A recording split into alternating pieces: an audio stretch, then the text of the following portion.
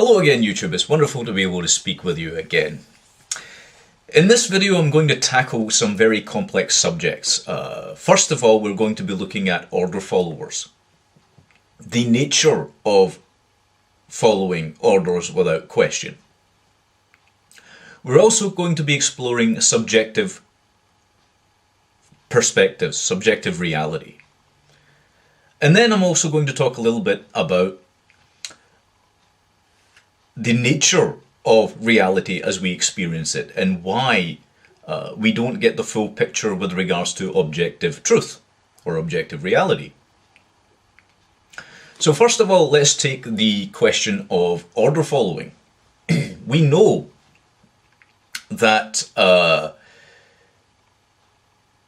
there are extensive experiments, scientific experiments, which have been carried out through the years, including Stanley Milgram's experiment, where he was testing whether or not people would push ethical and moral boundaries in order to induce suffering in a victim because they'd been told to do so by a perceived authority figure. In almost all cases, they broke the boundaries of morality. They broke the boundaries of the non-aggression principle and inflicted suffering on a victim because they trusted the authority of a supposed authority figure. We know also from the Stanford prison experiment that people who were put into positions of supposed authority oftentimes abused that power. Okay? They were very prone to abusing their given powers or, that notion of being an authority figure. And so it's very, very easy to conclude that the mentality of order followers is, by virtually all logical definitions, immoral. Who are these order followers? Well, we could point to the police or we could point to the military. Okay? And in both of these cases, in general terms, this is not true of everyone in the police and the military, but in general terms, we can see the very blind obedience that people offer these institutions. Now, here's the problem with these institutions. They are not there to protect you. Okay? My saying that will irk you because the automatic, immediate assumption that you have is that these institutions exist for your benefit. For your benefit, which they don't. Okay? They exist in order to protect the state. This is something a lot of people have a lot of difficulty getting to grips with. The state is oftentimes guilty, if not almost all times, guilty of inflicting great injustices upon its people. And there are many people who support the state who also happen to support these order followers.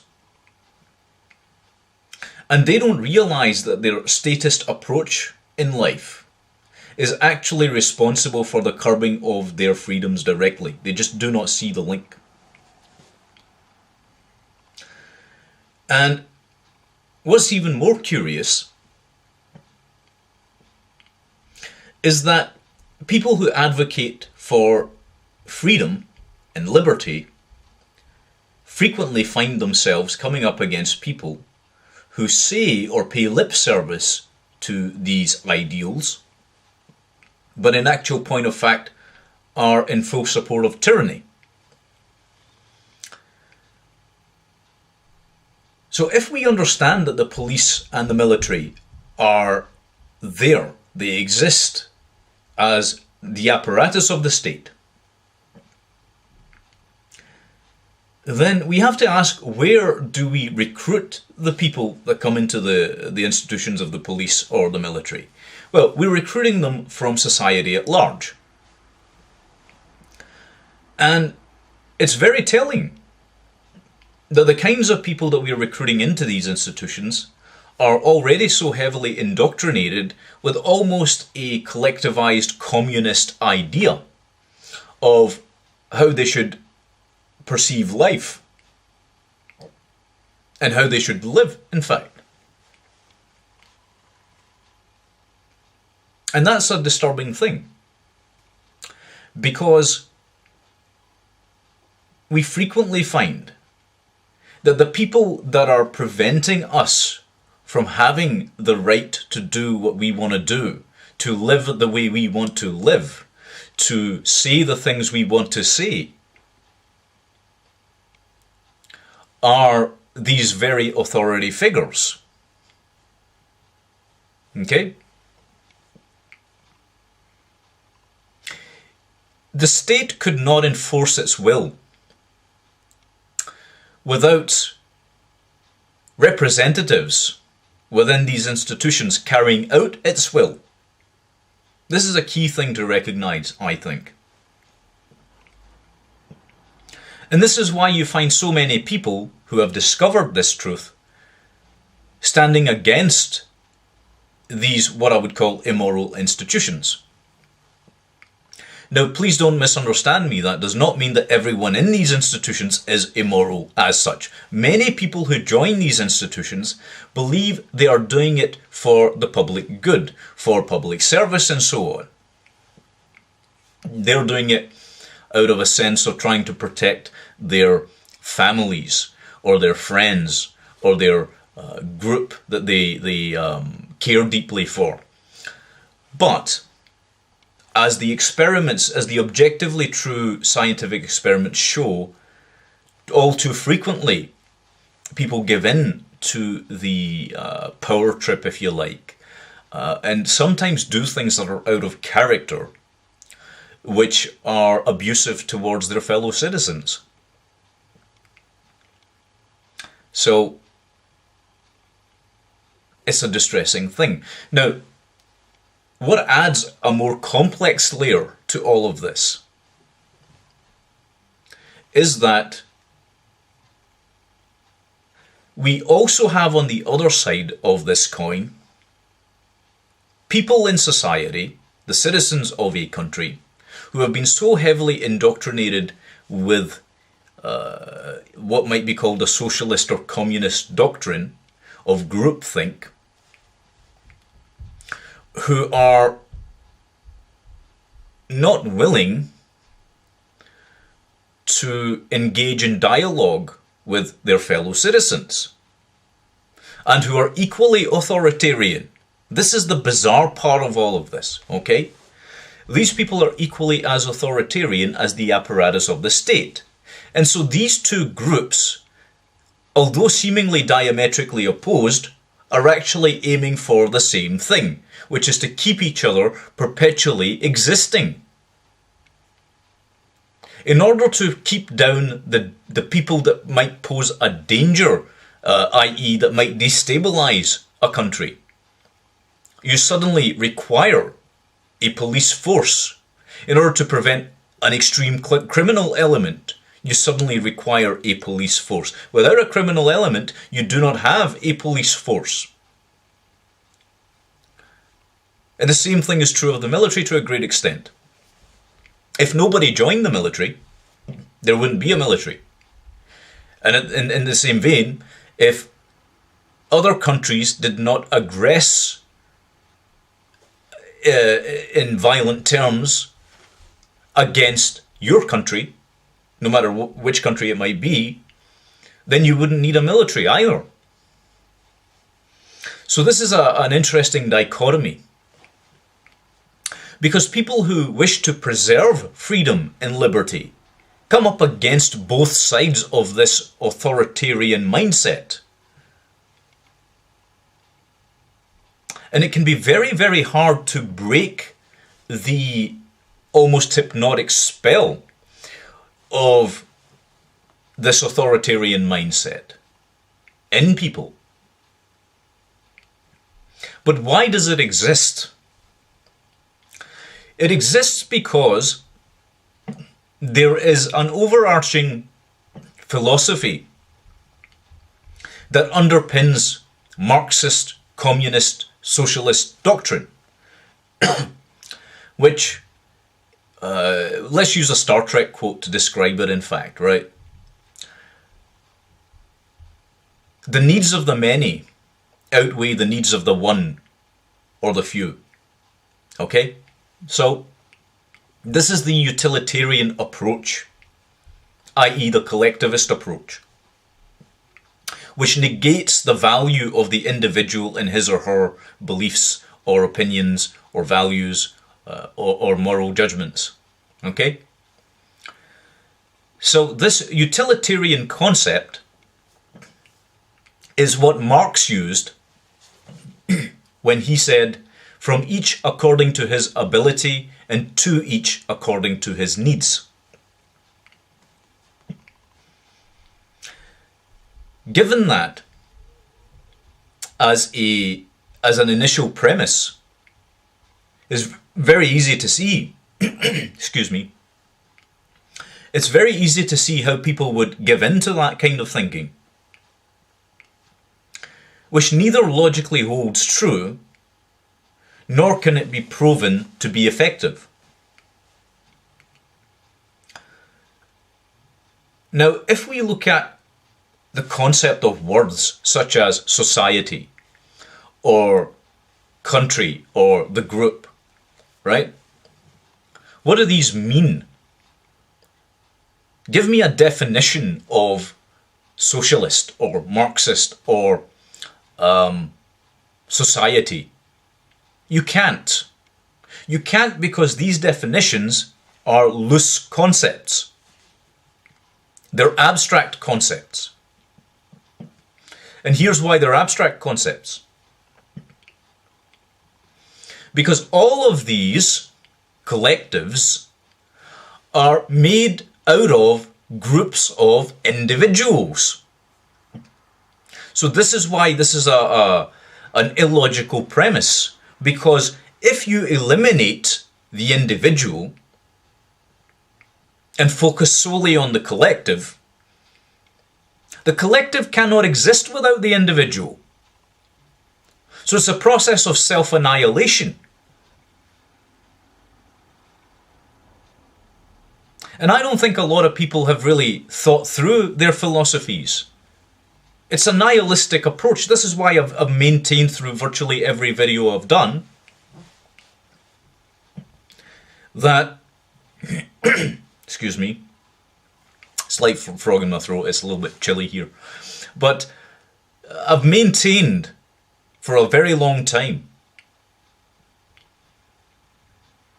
that the people who govern society are nihilists. They're nihilistic. They want to ensure that we engage in self-destructive behaviors.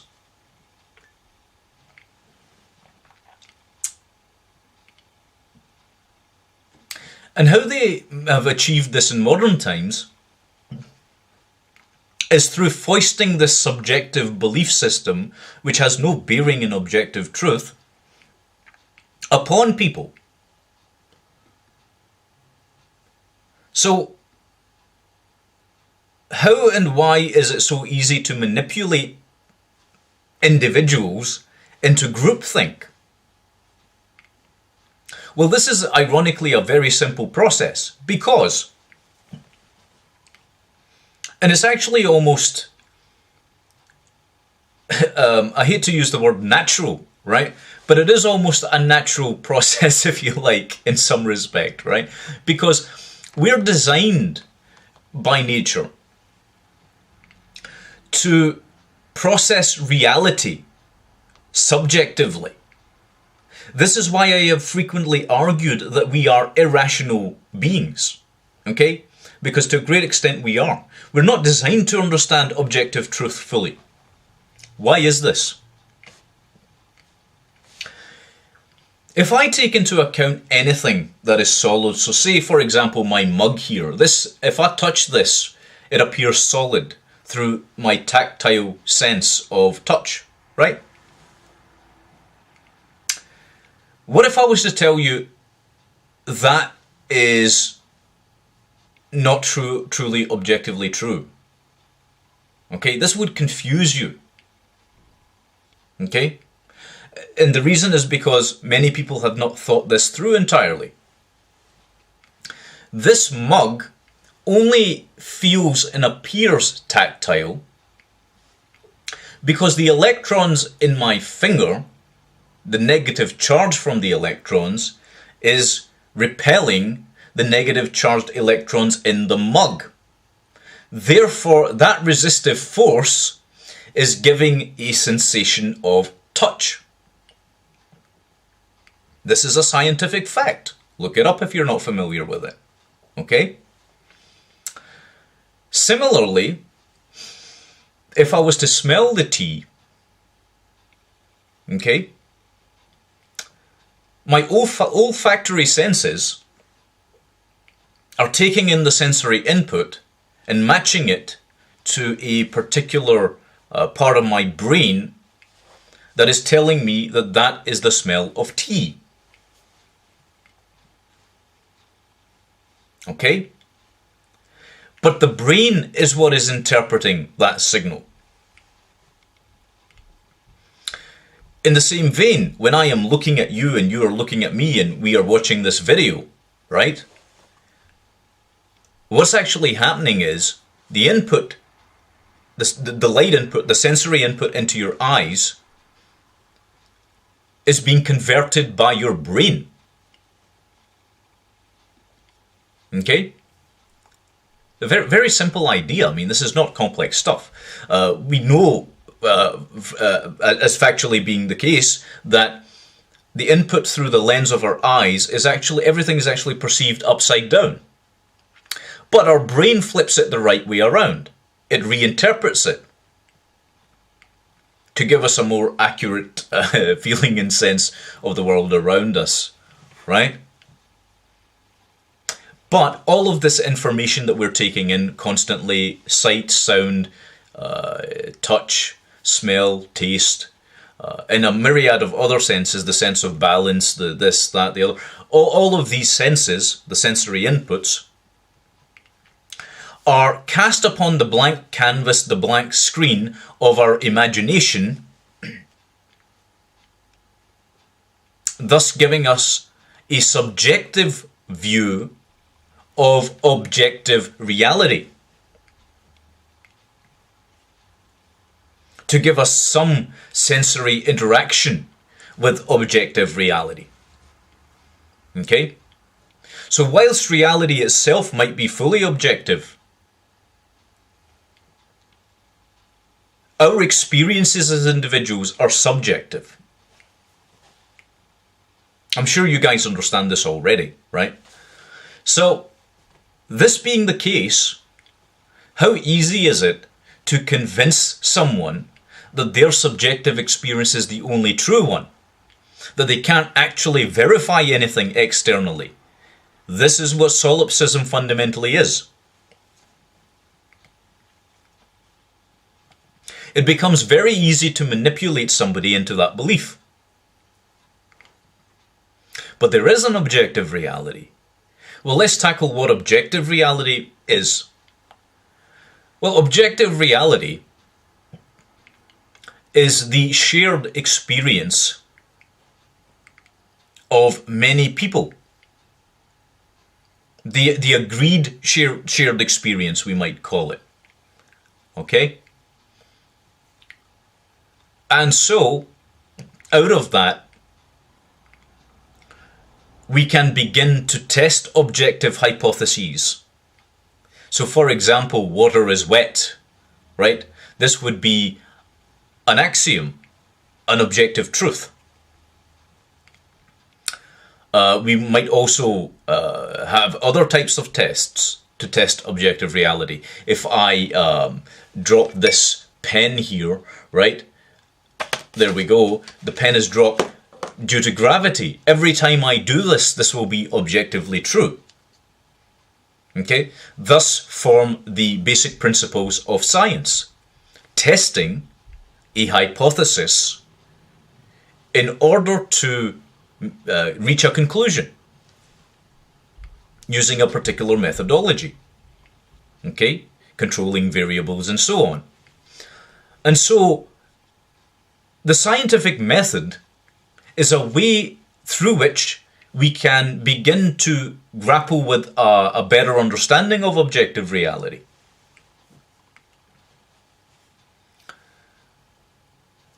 But if you eliminate that and you implement pure subjectivism, relativism, and collectivism, i.e., you as an individual do not matter, the group is all that matters.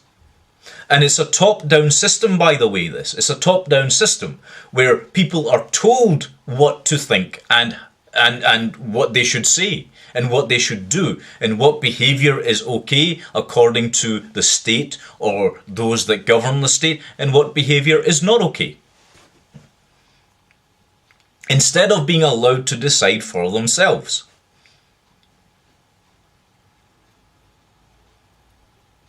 Now you might misquote that or misunderstand that and think, well, does that mean that individuals should be judging moral truths or what might constitute objective reality? No.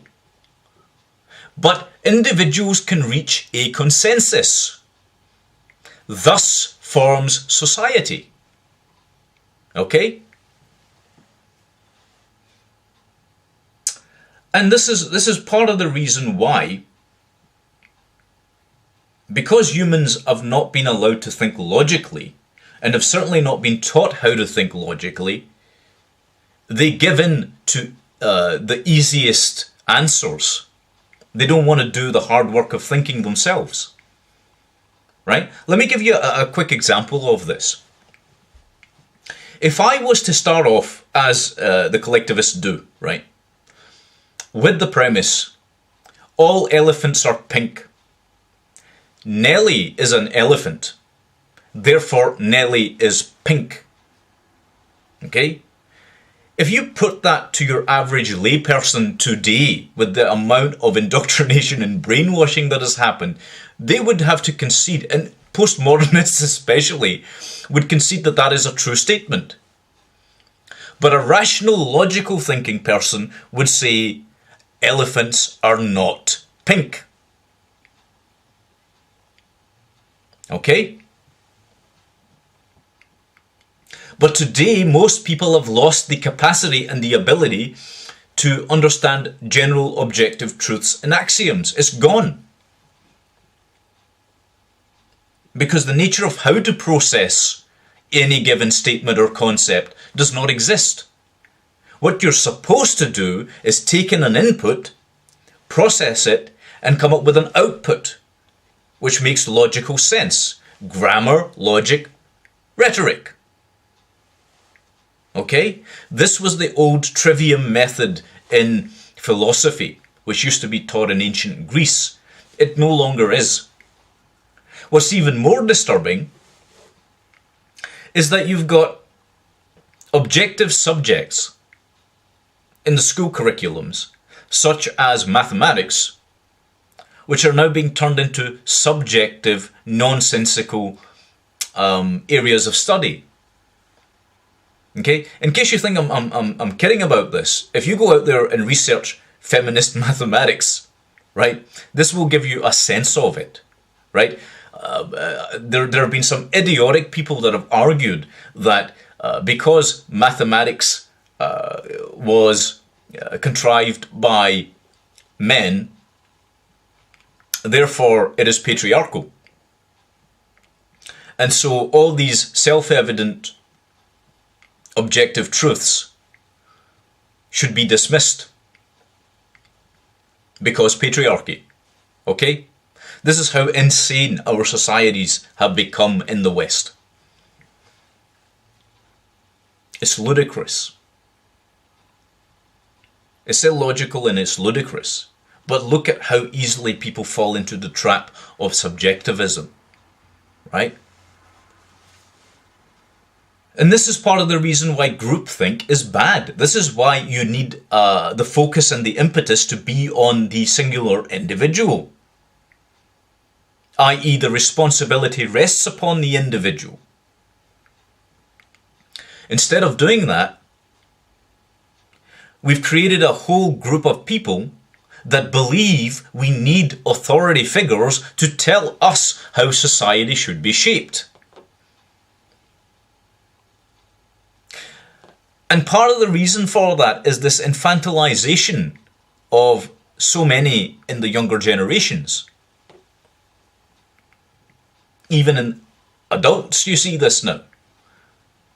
This constant babying of grown-up people. The infants, the mental infants all around us who want to be taken care of.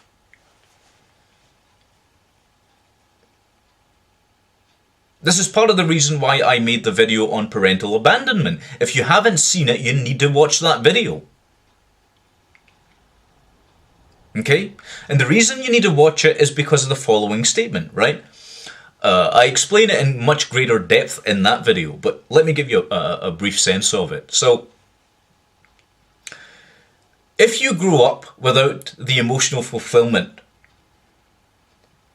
and the mental development necessary and the emotional development necessary that gives you a centered understanding of the fact that you have value and that you are loved and that nurturing aspect that should come with parenting. If you don't have that, all too frequently, people who have felt abandoned by, for example, their mothers,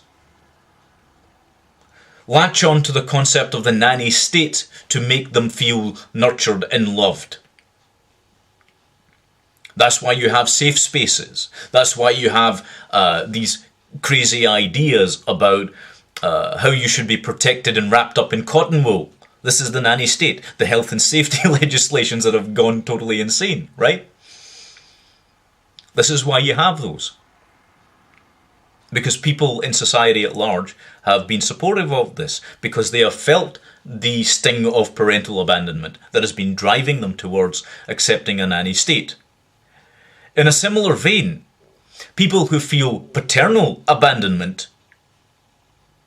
that paternal lack of security and safety that males generally provide in society, rush to Big Daddy government, the Big Daddy state, to take care of them and to protect them, right? In fact, this is what results in the left-right paradigms. But again, people don't want to acknowledge that, and you know why? Here's the reason why people don't want to acknowledge it, right?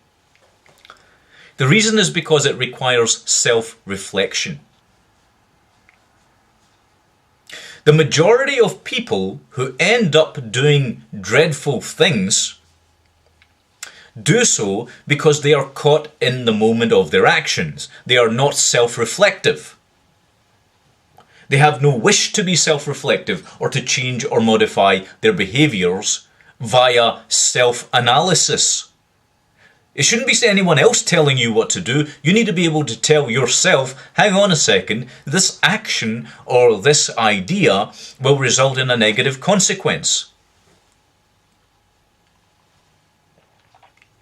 But people don't want to do that. So instead you end up with rulers in society who tell you because they feel you're immature. You're too childish, so they need to take care of you. They need to hold your hand. They need to be able to tell you with authority what to do, what to say, how to live.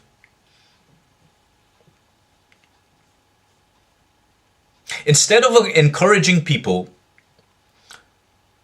to pursue knowledge, to pursue true knowledge, to enhance their own being, they want to make you dependent upon them for everything, to meet all of your needs. If you've ever studied Maslow's hierarchy of needs, they have hijacked that. They want to. This is part of the reason why you see this epidemic of single motherhood and men in general suffering dreadful, terrible fates in life. We see this male suicide epidemic because the state's taken over their role. In the same vein, the state's also taken over the role of the mother, right? So now women suddenly are also feeling that they do not have any use in society because the state's taken it over. And meanwhile, good men and women, moral men and women, are angry. When they see these things happening, they get angry. They say, hold on a second, something's really wrong here. But they're dismissed by the masses who have this collectivist ideology dumped into their brain that tells them that they need a higher authority, who obviously inevitably abuses its power, to tell them what's best for them. And the whole thing's a charade, by the way. The entire thing is a charade. None of it is real in the following sense. The people that you have put, you and I, okay, either through our action or inaction, have put into places of power, only have that power because we accede our own sovereign rights and power to them. They cannot solve your life problems for you. They cannot solve my life problems for me. It's up to me to solve my own problems, to take responsibility, to take action.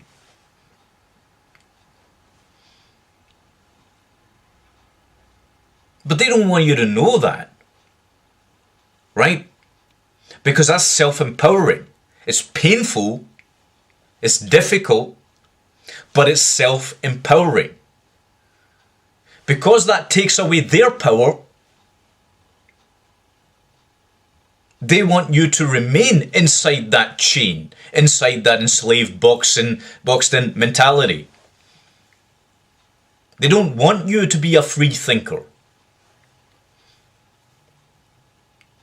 And they can do this because they have knowledge of how to manipulate your mind. A lot of people don't know this. They use your own psychology against you. Your own thoughts. And they're very good at implanting thoughts into your brain. And I don't mean this in any kind of, bizarro sense or, a tinfoil hat sense, right? I'm going to demonstrate something to you, okay? There was a study done by Bolkin and Anderson where they were using a positive test strategy persuasion technique. So they asked passers-by, groups of people, do you consider yourself to be somebody who is adventurous and likes to try new things? Okay?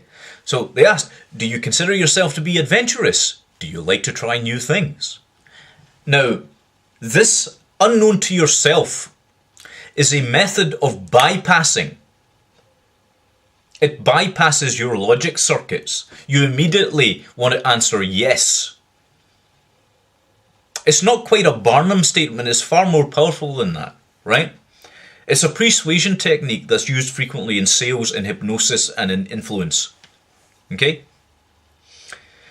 And then what they proceeded to do was offer people a new form of soda pop, right? But obviously the soda pop in itself is not dangerous. If people want to choose to have it, fine, right? Actually, they've been pushed into choosing it, but that's neither here nor there. This sort of technique can also be very easily misused. And it can be misused into shunting people into a potentially dangerous choice, into doing something dangerous that might be harmful to their well-being if it was misused. Okay? The behaviorist and psychologist Dan Kahneman stated in his essay, The Focusing Illusion, "Nothing in life is as important as you think it is while you are thinking about it." And he stated that because they use a very clever trick, the manipulators. This is very important that you pay attention to this, okay? They use a very clever trick. They make you focus on one particular area or thing. Okay? They make you focus on it. And whilst your focus is on that, because you're expending so much time, you're investing a lot of time into it, you suddenly begin to think it has value. Okay? Then you begin to internalize it. This is how manipulation is achieved. Okay? It's a very clever form of manipulation. The media, for example, uses something called agenda setting theory. Agenda setting theory. It's a strategy where they can persuade you almost indirectly by giving focus and attention to a particular news story or a news cycle that is solely focused on that one thing. They might cover other subject areas or subject matters here and there, but fundamentally their focus will be on that one thing. And what that does is it skews your perception, it collapses your focus onto that one primary subject. And so they discovered that the human brain could be tricked into believing that there is something important taking place merely because the narrowed attention span has now been given to that. The conscious, focused attention is now given to that. And it's quite a thing. And it does work in most cases.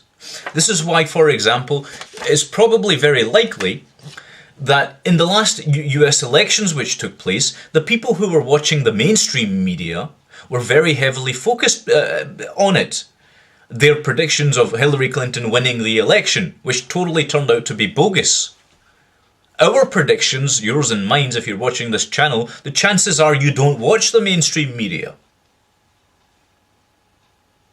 And so therefore you weren't influenced by their attention-focusing scam. Okay? I'll also tell you something else, which is quite interesting. A lot of people believe that adverts, you know, advertisements that they put on television, right? They don't believe they're affected by them. And the same thing's true of subliminal messaging in all its varying forms. Sights, sounds, colours, right? But in actual point of fact, there are very, very strong scientific studies, one of which was done in 2002 by Naomi Mandel and Eric Johnson, who were two marketing professors, who published a set of studies on e-commerce and the impact of virtual stores. So I'll describe what they did exactly. They were able to draw their website visitors' attention to the goal of comfort because their store was selling sofas. As bizarre as this is, I don't quite know why, right? Why they chose sofas, but they chose sofas, right? And they said, we're going to try and get people to buy these sofas.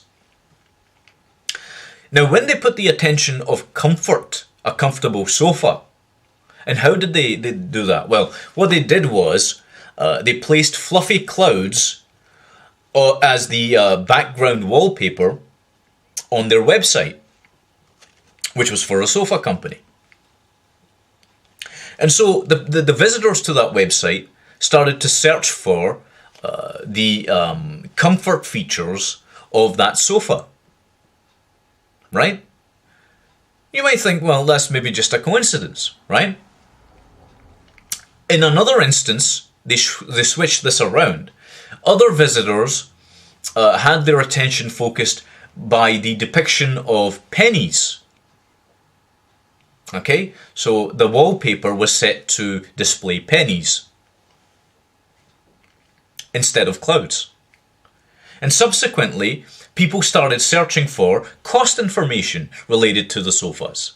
And they chose the cheapest one. And every single person almost who participated in the study said, oh, we weren't influenced by those cues. That never happened. We made that choice ourselves. Little realizing that their entire subjective worldview had actually been influenced and manipulated. And these are good studies to start off with, if you want to look into this phenomenon.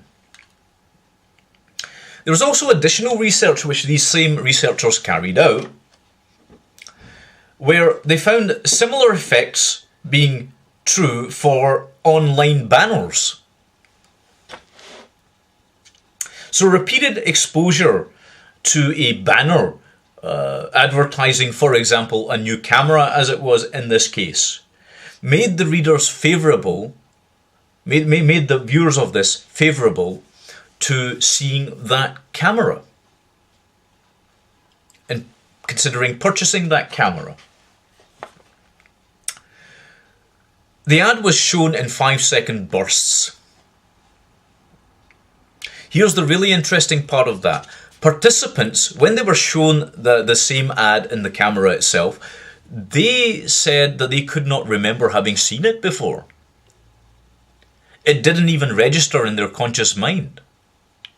So, this is where the power of manipulation truly rests. Now imagine and think about the number of things that you're taking into your mind and your brain through the day. Do you remember every single one of them? Of course not. You don't know what's influencing you. If you watch television, you don't know what is influencing you.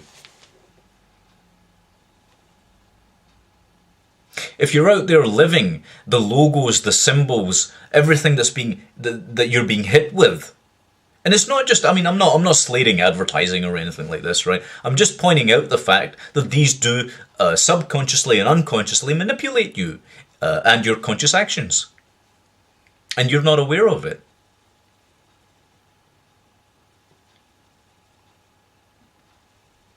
So don't think that this society that you're living in is organic. It's not. It's an artificially created bubble that most people exist in.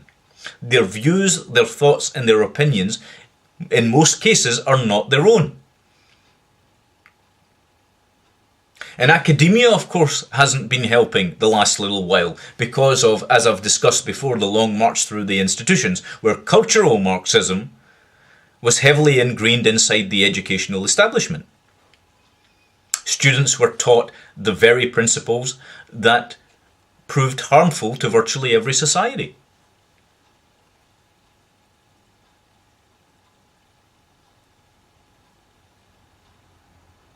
And that's why it's so incredibly important to push back against these forms of totalitarianism, of authoritarianism.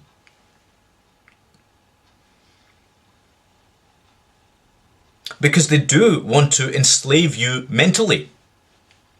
They want to make you think thoughts that are not your own. They want you to behave in ways that you typically would not behave. It's subtle manipulations. And there are scientific studies upon studies that show this.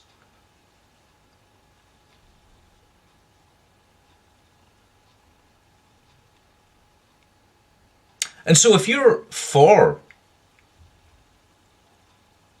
any ideology or any institution which wants to tell you how to live, which wants to curb your free speech, which wants to prevent you from thinking outside the box, discussing ideas that are perhaps controversial or not the norm,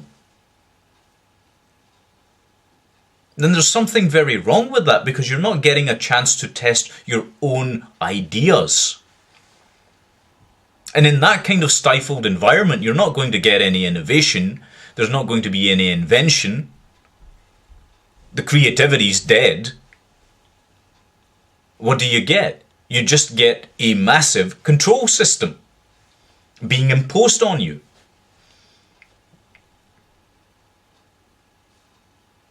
So I'll leave it there for this video.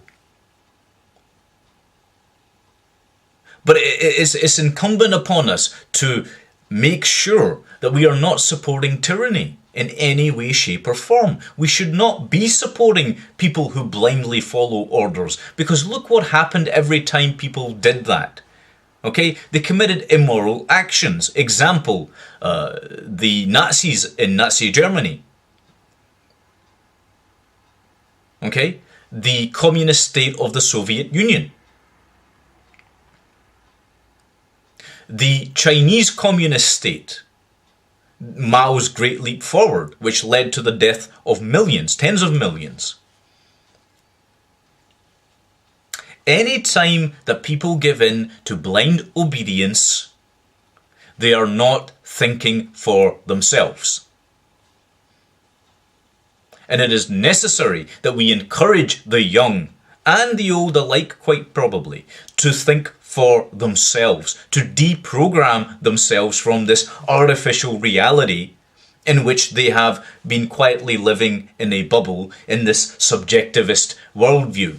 We need to break people free of that by educating them, to stop suffering the collective neurosis and the psychosis, and to stop being under the hypnosis.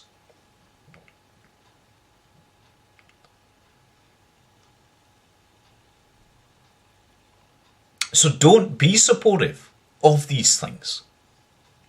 If you're supporting an ideology that is destructive, consider at least that you may be on the wrong side of history.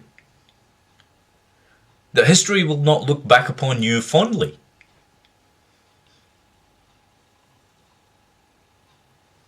Just something to think about. Anyway, I wish you well, and I hope that this video has in some way, shape or form been informative and has helped you to think slightly differently. Please continue to like, share and subscribe to my channel. I do appreciate all the feedback that I get back. I can't thank you enough for it, you guys. So far my subscribers have been excellent. My viewers have been wonderful in their comments. And I hope to speak to you again all very, very soon. Take good care and God bless.